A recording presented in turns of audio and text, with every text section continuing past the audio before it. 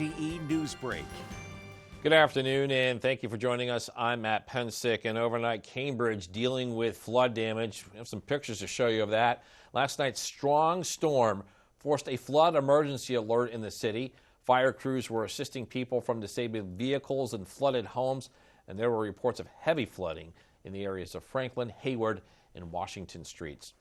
Rehoboth Beach's commissioners are expected to vote on a potential ban of marijuana sales within city limits at their next general meeting. The commissioners discussed the ban at the mayor and commissioners' public workshop on Monday. It's where they were asked questions and they accepted public comment. Ultimately, commissioners decided to vote at the August regular meeting, which the city says will take place on the 18th at 2 p.m. A new housing development being proposed to be built right off of Wilson Road in Georgetown. Development called Gray Rock Preserve would bring about 100 homes to the area. Now, there are the typical concerns being raised by some of the people in that area, such as traffic congestion on an already busy road. But a letter from DelDOT to the county says it should not bring too much congestion. Neighbors said the development on this land may simply be too much. There is a public hearing on this August 10th at 3 p.m. Fenwick Island has released the unofficial results of its municipal election, which was held last Saturday.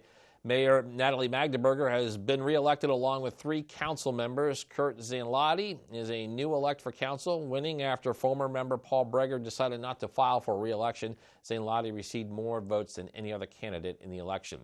This morning, boats making their way offshore for the second day of the White Marlin Open, and one of those fishing this week is Jake Coleman, the head football coach at Stephen Decatur High.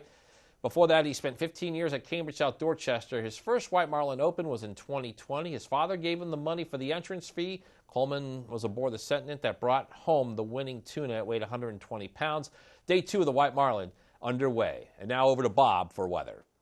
And Matt, it should be a beautiful day for the White Marlin Open. Our weather conditions are improving, and we're looking at much drier conditions for today after all that storminess that we had yesterday. 85 today, 88 on Wednesday, 85 for a high on Thursday, a little bit below average. We're at average on Friday, 87, and then Saturday up to 89 degrees. Here's Futurecast for this afternoon. We're looking at breezy westerly winds. 1 o'clock, a lot of us warming into the lower 80s, even some 80s along the coast, as we do have an offshore wind. By 4 o'clock, 85 in Selbyville, Millsboro 84, Ellendale 82. A little cooler in Dewey Beach, but other beach locations in the lower 80s thanks to that westerly wind. A beautiful evening in store if you're out and about. By Wednesday morning, a beautiful start to the day. Temperatures in the 60s to around 70. Maybe a few more clouds tomorrow, maybe a spot shower, but middle and upper 80s inland, mainly 70s along the beaches. And then Thursday, we increase the clouds, we increase the winds from the south as well, and we're also looking at showers and thunderstorms building in. Could be looking at some heavy rain with some of these storms late morning, maybe into early afternoon. We'll be watching this for the potential of a first alert weather day, and then it looks like these storms continue into early afternoon, and then they finally do clear the coast as we go into Thursday evening. What happened? Cut to full black?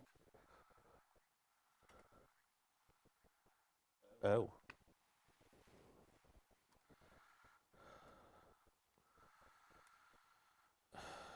I'm going to float that vote.